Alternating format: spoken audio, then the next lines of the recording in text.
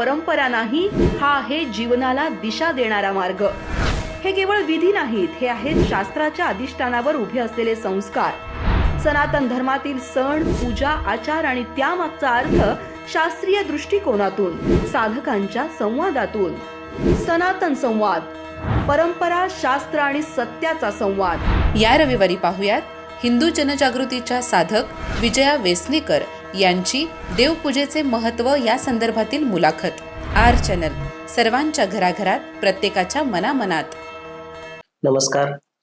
हिंदू धर्मातील सण, उत्सव, श्रद्धा, परंपरा अशा सर्व गोष्टीवर शास्त्रीय आणि आध्यात्मिक दृष्टिकोनातून प्रकाश टाकणाऱ्या सनातन संवाद या विशेष कार्यक्रमात पुन्हा एकदा आपल्या सर्वांचं मनपूर्वक स्वागत. हिंदू धर्मात सण, उत्सव आणि काही म्हटलं तरी आधी देव हा सर्वश्रेष्ठ आहे. हिंदू धर्मामध्ये देवाला आपण सर्वश्रेष्ठच मानतो. तर हा देव, आपण देवळात जाऊन पण देवाचं दर्शन घेतो, तसंच आपण आपल्या घरात सुद्धा देवपूजा ही निश्चितच करत असतो. पण ही नेमकी देवपूजा म्हणजे नेमकी काय असते, ती कशा पद्धतीने करावी, या सगळ्यावरती शास्त्रीय दृष्टिकोनातून प्रकाश टाकण्यासाठी आज आपण या विशेष भागात त्याच्यावरती प्रकाश टाकण्याचा प्रयत्न करणार आहोत. आणि त्यासाठी आपल्या स्टुडिओमध्ये हिंदू जनजागृतीच्या माननीय सौ विजया वेसणेकर मॅडम आलेले आहेत. आपण सुरुवातीला त्यांचं आधी मनपूर्वक स्वागत करूया. मॅडम, तुमचं मनपूर्वक स्वागत. आपण हिंदू लोक आपल्या देवदेवतांना खूप उच्च स्तरावरती मानतो आणि आपण त्याच भावनेने आपण देवपूजा करतो. तर ही देवपूजा आपण देवळात जाऊन देवाचं दर्शन घेतो, पण त्याचबरोबर घरात देवालय कसं असावं, म्हणजे घरात देवाचं स्थान कुठं असावं, देवपूजा कशी, म्हणजे याच्या बाबतीत खूप वेगवेगळी लोक वेगवेगळ्या पद्धतीने विचार करतात. त्यांना आपण शास्त्रीय दृष्टिकोनातून कसं मार्गदर्शन करायचं या अनुषंगाने विचार करताना आपण सुरुवातच अशी करूया की घरात देवपूजा आपण का करतो. अगदी छान प्रश्न आहे. म्हणजे आताच बघितलं तर आपली जी हिंदू संस्कृती आहे, तर त्या हिंदू संस्कृतीमध्ये देवपूजेला अनन्यसाधारण महत्व आहे. म्हणजे आताचं जीवन बघितलं तर खूप धकाधकीच आहे ना, आणि सगळीकडे पाहतो आताची स्थिती पाहता सगळ्यांची अशी मनाची अस्थिरता वाढलेली आहे. तर ह्यामध्ये मनाला जी शांती मिळते तर ती ह्या आपल्या देवपूजेच्या माध्यमातून मिळणार आहे. म्हणजे देवपूजा म्हणजे काय आहे, तर देवाला प्रत्यक्ष अनुभवण्याचं, त्याच्या अनुसंधानात राहण्याचं एक सुंदर माध्यम म्हणजे देवपूजा. आध्यात्मिक भाषेत जर विचार केला तर श्रद्धापूर्वक अंतकरणानं विधियुक्त जे काय उपचार समर्पण केले जातात तर त्याला देवपूजा म्हटली जाते. म्हणजे एकूणच काय की ईश्वराला प्रत्यक्ष भगवंताला अनुभवण्याचं, अनुसंधानात राहण्यासाठी त्याचं रूप अनुभवण्याचं एक सुंदर माध्यम आहे, ते म्हणजे देवपूजा. अच्छा, मग या देवपूजेचं वेगळं महत्व काय असतं, म्हणजे देवपूजा आपण का केली पाहिजे? देवपूजेचं महत्व म्हणजे काय आहे की आता पाहिलं आपण तर कसं, आता मगाशी पण म्हटलं ना की आताच्या ह्या कलियुगामध्ये आपण बघतो की सगळ्यांची व्यस्तता खूप वाढलेली आहे. आणि त्या दृष्टीनं पाहिलं तर सगळ्या असं जीवनात अस्थिरता, मन स्थिर नाही, अशांतता, असा सगळा भाग चालू आहे. आणि अशा स्थितीमध्ये देवपूजा महत्वाची का आहे, तर जसं मनाला आपल्याला शांतता हवी आहे ना, समाधान हवंय, तर ते इतर ठिकाणी कुठे मिळत नाही. पण तीच जर आपण देवपूजा भावपूर्ण मनापासून केली तर ती जी मनाची स्थिरता आहे, शांतता आहे, तर ती ह्या पूजेच्या माध्यमातून आपल्याला अनुभवता येते. म्हणजे मुळात कसा भाग आहे बघा, आपण आता मोबाईल आहे आपला, आपण मोबाईल काय करतो, दिवसभर आपल्याला वापरायला हवा म्हणून तो आपण चार्ज करतो ना. जसं मोबाईलला ह्या चार्ज करण्याची आवश्यकता असते, तशा मनाला सात्विक सकारात्मक ऊर्जेची खूप आवश्यकता असते. आणि ही देवपूजा ही सकारात्मक ऊर्जा आपल्याला उपलब्ध करून देते, आणि म्हणून आपल्या मनाला एक प्रकारची स्थिरता, शांतता आपल्याला अनुभवता येते. अच्छा, मग यासाठी आपल्याला देवपूजा करणं गरजेचं आहे. पण ही देवपूजा करण्यापूर्वी आपण घरात ज्यावेळी म्हणजे नवीन वास्तूची निर्मिती करतो त्यावेळी आता वास्तुशास्त्र बघण्याचा ओढा जास्त आहे. आणि त्यात सर्वात आधी विचार होतो तो देवघराचा. मग वास्तुशास्त्रानुसार घरात देवघर नेमकं कुठं असायला पाहिजे?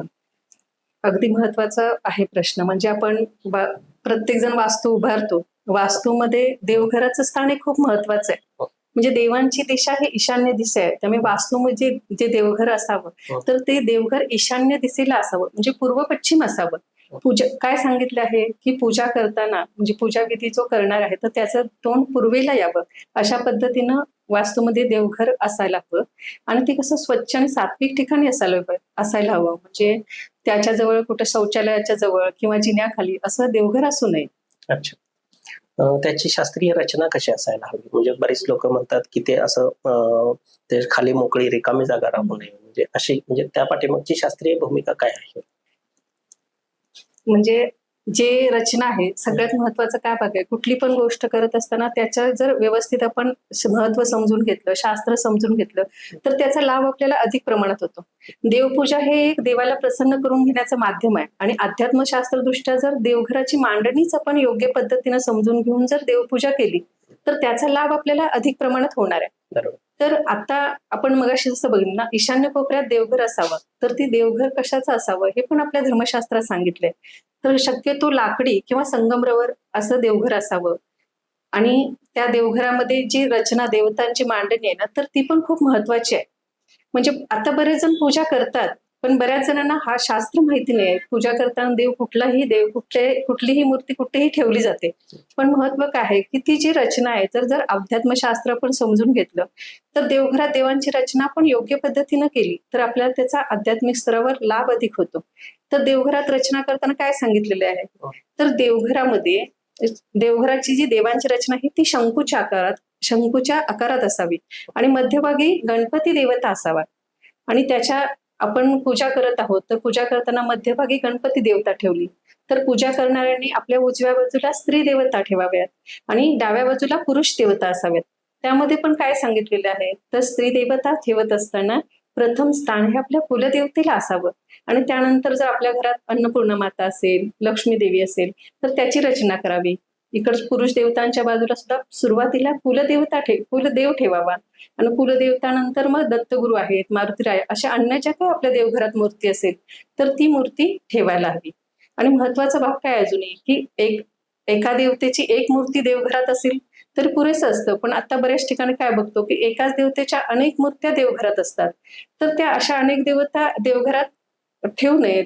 त्याचबरोबर देवघरामध्ये अजून काय महत्वाचं आहे की ज्या भंग पावलेल्या मूर्त्या असतात किंवा तुटलेल्या मूर्त्या असतात, खराब झालेले फोटो असतात, तर असे सुद्धा देवघरात ठेवायला नको. म्हणजे ह्या गोष्टी आपण समजून घेऊन करायला पाहिजे. अच्छा.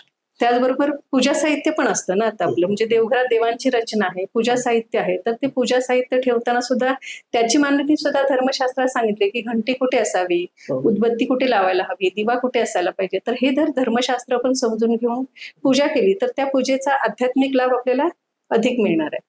आता तुम्ही मूर्त्या कशा असाव्यात ते सांगितलं. काही घरांमध्ये त्यांच्या पूर्वजांचे टाक, म्हणजे आपण देव म्हणून पूजण्याची प्रथा आहे, ते बऱ्याच देवघरात आपण बघतोय.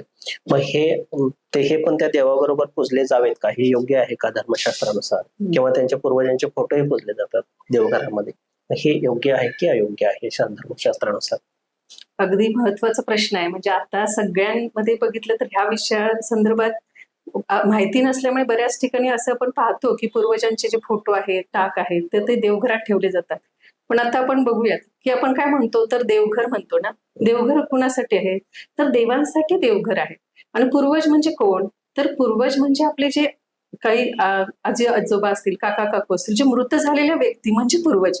म्हणजे देवता आणि पूर्वज हे भिन्नच आहेत ना. आणि पूर्वजांप्रती आपलं कर्तव्य आहे, तर काय कर्तव्य आहे, तर पूर्वजांना पुढची गती मिळवून देणं हे आपलं कर्तव्य आहे. तर त्यासाठी काय आहे, तर त्यासाठी काय सांगितलेलं आहे, श्राद्ध पक्ष आहे, महालय आहे, असे वेगवेगळे जे विधी आहेत तर ते पूर्वजांसाठी करणं. कशासाठी, तर त्यांच्या ऋणातून आपल्याला मुक्त व्हायचंय. पण त्यांची पूजा करणं म्हणजे काय की त्यांना एक प्रकारचं थांबवणं, त्यांच्या पुढच्या गतीमध्ये अडथळा निर्माण करण्यासारखं असल्यामुळे देवघरामध्ये देवतांचे फोटो मूर्त्या असाव्यात, पण पूर्वजांचे टाक असू नये असं धर्मशास्त्र सांगतं. अच्छा. म्हणजे हे पूर्णतः हे चुकीचंच आहे. देवघर म्हणजे टाक, म्हणजे आपण ते देवघरामध्ये फक्त देवाचीच पूजा केली पाहिजे हे धर्मशास्त्र सांगतं. आता तुम्ही मगाशी सांगितलं बोलताना की पूजा साहित्याची मांडणी कशी असावी, म्हणजे ते धर्मशास्त्रात आहे, त्याविषयी थोडक्यात विस्तृतपणे सांगाल का की ती पूजा साहित्य कुठं कुठं असायला हवं? म्हणजे आता कसं देवघराची रचना बघताना आपण सगळं साहित्य घेतो, तर ते प्रत्येक गोष्ट करत असताना कसं अध्यात्मशास्त्र समजून घेऊन करणं खूप आवश्यक आहे. मग त्यामध्ये जी घंटी आपण ठेवणार आहोत किंवा आता दिवा आहे, तर दिवा लावताना आपण आपल्याला काय सांगते की डाव्या बाजूला दिवा लावायला पाहिजे. दिव्याचं पण आपण पूजन करतो. घंटी समोरच्या बाजूला असायला पाहिजे. शंख असेल तो सुद्धा समोर, त्याचा शंखाचं तोंड जे आहे, मूर्ती जी बाजू आहे ती देवाकडे ठेवून त्याच्या खाली पण एक पात्र असतं, शंख पात्र, त्याच्यावर ठेवून ते ठेवायला पाहिजे. म्हणजे अशा पद्धतीनं ती रचना करायला हवी. आपण देवपूजा शक्यतो आपण सकाळीच करतो. मग ही ती एकदाच करावी का, किंवा अजून काही लोक संध्याकाळी करत असतील? मग ते देवपूजा नेमकी ही खूप वेळेची काय मर्यादा आहे का त्याला देवपूजा करण्यामध्ये? वेळेची मर्यादा म्हणजे कसं आहे की आपलं जे धर्मशास्त्र आहे, अध्यात्मशास्त्र दृष्ट्या हिंदू धर्मामध्ये काय त्रिकाल पूजा सांगितलेली आहे. म्हणजे त्रिकाल पूजेमध्ये काय येतं तर सकाळची पूजा, दुपारची पूजा आणि संध्याकाळची पूजा, ही तिन्ही वेळा पूजा सांगितलेली आहे. पण आपल्याला जर तिन्ही वेळा पूजा करणं शक्य नसेल तर आपण सकाळी किंवा संध्याकाळी ह्या 2 वेळा करू शकतो. अगदीच आपल्याला दोन्ही वेळा पूजा करणं शक्य नसेल तर आपण सकाळी एक वेळ तरी नक्की पूजा करू शकतो. त्यामध्ये सुद्धा धर्मशास्त्रात आपल्याला पर्याय दिलेले आहेत की आपल्याला पंचोपचारी पूजन जमत नाहीये तर आपण काय करू शकतो, निदान गंध आणि फूल घालणं किंवा उदबत्ती ओवाळणं ह्या उपचारांनी सुद्धा आपण देवपूजा करू शकतो. अच्छा. देवपूजेची नेमकी तयारी कशी करावी, म्हणजे देवपूजेसाठी कसं प्रिपरेशन कसं असावं लोकांचं? देवपूजेची तयारी करताना महत्वाचा भाग काय आहे की पूजेची पूर्वतयारी जेवढी आपण व्यवस्थित करू तेवढी ती पूजा आपल्याकडून भावपूर्ण होणार आहे. म्हणजे आपण अध्यात्मात काय बघतो, भाव तिथे देव. म्हणजे देव कशाचा भुकेला आहे तर भक्तिभावाचा भुकेला आहे. त्याला काही अवडंबर पाहिजे असं नाहीये, पण जी काही कृती आपण करणार आहे ती व्यवस्थित भावपूर्ण करणं हे भगवंताला अपेक्षित असतं. म्हणून देवपूजेची तयारी करत असताना आपल्याला काय सांगितलेलं आहे की सकाळी शक्यतो सकाळची देवपूजा करावी. त्यामध्ये सकाळी आपण स्नान करून सात्विक वस्त्र परिधान करावीत. त्यानंतर आपण देवपूजेला जे पूजा साहित्य वापरणार आहोत तर त्याची स्वच्छता, म्हणजे ते स्वच्छ घासून घ्यावं. जे पूजाचे स्थळ आहे म्हणजे जी खोली आहे तर ती पण स्वच्छ पाण्याने पुसून घ्यावी. त्यानंतर ती जी खोली आहे त्यामध्ये पाण्यामध्ये गोमूत्र टाकून आंब्याच्या पानानं किंवा तुळशीपत्रानं त्या खोलीची शुद्धी करावी. धूप दाखवावा. म्हणजे जेणेकरून काय होतं, ते वातावरण निर्मिती चांगली होते. आणि ह्याच्यानंतर आपण हे सगळ्या ज्या कृती जेव्हा आपण करत असतो तर मानसिक स्तरावर काय करू शकतो तर ह्यावेळी देवतांचे स्तोत्र म्हणणं किंवा नामस्मरण करणं, जेणेकरून मनाची जी एकाग्रता आहे तर ती वाढते. आणि आध्यात्मिक स्तरावर काय प्रयत्न करू शकतो तर सगळी ही पूर्वतयारी झाली की शांत देवाजवळ बसणं, प्रार्थना करणं. आणि प्रत्यक्ष देवता आहे म्हणजे मी काय मूर्तीची पूजा करते असं नाही, तर तिथे समोर प्रत्यक्ष देवता माझ्या समोर आहे आणि त्या देवतेची मी पूजा करत आहे असा भाव ठेवून ती पूजा आपल्याला करायची आहे. मग अशा पद्धतीनं जर आपण पूर्व तयारी करून पूजा केली तर ती पूजा अजून भावपूर्ण होईल आणि मग प्रत्यक्ष जे देवताचं तत्व आपल्याला अनुभवायचं आहे, जो आनंद, जे चैतन्य घ्यायचंय, ती शक्ती आपल्याला त्यातून मिळणार आहे. अच्छा. तर मग अशी तुम्ही म्हटलात की पूजा विधी करताना पंचोपचार जमत नसेल तर तो विधी, मग हे नेमकं पंचोपचार किंवा असे पूजा विधी नेमके किती आहेत आणि ते काय आहेत? पूजा विधीचे वेगवेगळे प्रकार आहेत. त्यामधले आता शरीराच्या माध्यमातून आपण जे स्थूल प्रकार 2 समजून घेऊ. त्यामध्ये काही पंचोपचार आणि दुसरा म्हणजे काय आहे तर षोडशोपचार. पंचोपचार म्हणजे 5 उपचारांनी देवतांचं पूजन करणं आणि षोडशोपचार म्हणजे 16 उपचारांनी देवतेचं पूजन करणं. हे देहाच्या माध्यमातून म्हणजे शरीराच्या माध्यमातून करायचे पूजेचे प्रकार आहेत. पण जेव्हा ह्या दोन्ही गोष्टीतून आपल्याला शक्य नसतं, आपण पूजा नाही करू शकत, तेव्हा मनाच्या माध्यमातून आपल्याला पूजा विधी सांगताय, तो म्हणजे मानस पूजा. म्हणजे मनातून मूर्ती अनुभवून, मूर्ती समोर आहे असा भाव ठेवून आपण मनातून ती पूजा करायची आणि ही पूजा सुद्धा आपल्याला सांगितलेली आहे. म्हणजे हा पण एक मानस पूजा ह्या पूजेतला प्रकार आहे. अच्छा.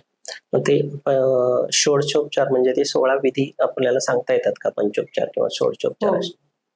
हो, सांगू शकतो. म्हणजे पंचोपचार म्हणजे काय तर पंचोपचार म्हणजे 5 उपचार, म्हणजे मुळात काय गंध, फूल, धूप, दीप आणि नैवेद्य ह्या 5 उपचारांनी देवतेचं पूजन करणं. ओके. आणि षोडशोपचार म्हणजे 16 उपचार. त्यामध्ये काय आहे, सुरुवातीपासूनच म्हणजे पूर्ण जेव्हा एखादी व्यक्ती आपण पाहुणे असतील समजा आपल्या घराकडे येणार असतील, तर आपण त्यांचं कसं बोलवतो, त्यांचा आदरातिथ्य करतो, त्यांचा सगळा सन्मान करतो ना, त्या पद्धतीनं षोडशोपचार पूजा म्हणजे काय की पूर्ण 16 उपचार आहेत, ज्या माध्यमातून प्रत्यक्ष देवतेला आव्हान करायचं. म्हणजे पहिला उपचारच असा आहे की देवतेला भावपूर्ण प्रार्थना करून, शरणागतीनं प्रार्थना करून तिला बोलवणं. बोलवल्यानंतर तिला आसन देणं, म्हणजे बसायला आसन देणं. आसन पण काय सांगितलेलं आहे की तिला ज्या देवतेचं आपण आवाहन करतो, तिला जी फुलं प्रिय आहेत किंवा जी पानं प्रिय आहेत ती, किंवा अक्षता घालून तिला आसन देणं. त्यानंतरचा उपचार जो आहे की तिला तिचे चरणावर, म्हणजे पाद्यपूजन आहे, ते चरणावर पाणी घालणं. त्यानंतर कसं अर्ध्य सांगितलं म्हणजे हातावर पाणी घालणं. त्यानंतरचा जो उपचार आहे ते देवतांना चूळ भरण्यासाठी कापूर मिश्रित पाणी देणं. त्यानंतरचा उपचार म्हणजे स्नान घालणं. इथे पण काय सांगितलं की स्नान म्हणजे उष्णोदकाने, म्हणजे एकूण थंड पाणी न घेता थोडंसं कोमट पाणी करून त्या पाण्यानं स्नान घालणं. त्यामध्ये पण काय, स्नान घालताना पंचामृतानं स्नान घालणं. पंचामृताचं स्नान झाल्यानंतर कापूर मिश्रित, तसंच सुगंधी जी द्रव्य आहेत आपण अत्तर वगैरे पूजेत वापरतो, तर ह्या सुगंधी द्रव्यानं मिश्रित पाण्यानं स्नान घालणं. त्यानंतर पुन्हा आचमनासाठी जल म्हणजे पाणी जे आहे ते तांबणात सोडणं. त्यानंतरच्या ज्या मूर्त्या आहेत त्या मूर्त्या हळूवारपणे स्वच्छ सुती वस्त्रानं पुसून जागेवर ठेवणं. त्यानंतरचा जो उपचार आहे तो म्हणजे कापसाचे जे वस्त्र आहेत, तर ते कापसाचे वस्त्र देवतेला अर्पण करणं. त्यानंतरचा जो पुरुष देवता असतील तर त्याला यज्ञोपवीत म्हणजे जानवं अर्पण करणं. त्यानंतर आपण मगाशी पंचोपचार पाहिले, तर जानवं अर्पण केल्यानंतर मग गंध, फूल जे आहे किंवा धूप आहे, दीप आहे, नैवेद्य हा भाग होतो. त्यानंतर आरती, आणि त्यानंतरचा जो उपचार आहे तो म्हणजे देवतेला भावपूर्ण नमस्कार करणं. आणि हा झाल्यानंतरचा जो उपचार आहे तो म्हणजे काय, तर स्वतःभोवती 3 प्रदक्षिणा घालणं. आणि हा उपचार झाला तर शेवटचा 16वा उपचार म्हणजे मंत्र पुष्पांजली करून अक्षता अर्पण करणं. आणि त्यानंतर अजून महत्वाचा भाग काय आहे, ही पूजा, देवपूजा भगवंतानं आपल्याकडून करून घेतलेली आहे. तर ह्या पूजेमध्ये माझ्याकडून काहीतरी चुकून राहून गेलं असेल तर त्यासाठी देवतेची कान पकडून क्षमायाचना करणं. क्षमायाचना झाल्यानंतर विभूती लावून घेणं आणि तीर्थप्राशन करणं. अशी ही 16 उपचारांची आहे, म्हणजे ह्याला षोडशोपचारी पूजन असं म्हटलं जातं. ही अशा पद्धतीची पूजा झाल्यानंतर मग झाल्यानंतरच्या काय कृती असाव्यात माणसाच्या? पूजा झाल्यानंतर महत्वाचा भाग काय की आपण इतक्या सगळ्या पद्धतीने जेव्हा आपण व्यवस्थित पूजा करतो तेव्हा त्या पूजेच्या माध्यमातून आपल्याला कसं खूप सात्विकता पण मिळालेली असते, खूप आपल्याला शक्ती मिळाली असते, चैतन्य मिळालं असतं. तर हे चैतन्य टिकून राहण्यासाठी आपण काय करू शकतो की तिथेच थोडा वेळ बसून आपण नामस्मरण करू शकतो, आपल्या कुलदेवतेचे नामस्मरण करू शकतो. त्यानंतर जे देवाच्याच कृपेने ही पूजा आपण करू शकलो, देवाच्या कृपेमुळेच त्याचं तत्व हे अनुभवू शकलो, तर त्यामुळे त्यासाठी आपण देवाच्या प्रती कृतज्ञता व्यक्त करू शकतो. आणि जे काय आपण हे सगळं अनुभवलेलं आहे ते सातत्याने टिकून राहण्यासाठी, ते चैतन्य दिवसभर त्याचा आपल्याला लाभ मिळवण्यासाठी आपण देवतेला प्रार्थना पण करू शकतो की ही जी पूजा माझ्याकडून तू करून घेतली, त्याची तू मला जी शक्ती दिली आहेस, हे चैतन्य दिले आहेस, ते दिवसभर माझ्यासोबत कार्यरत राहू दे, तुझं अस्तित्व मला दिवसभरात अनुभवता येऊ दे, अशी प्रार्थना करून आपण कृतज्ञता व्यक्त करू शकतो.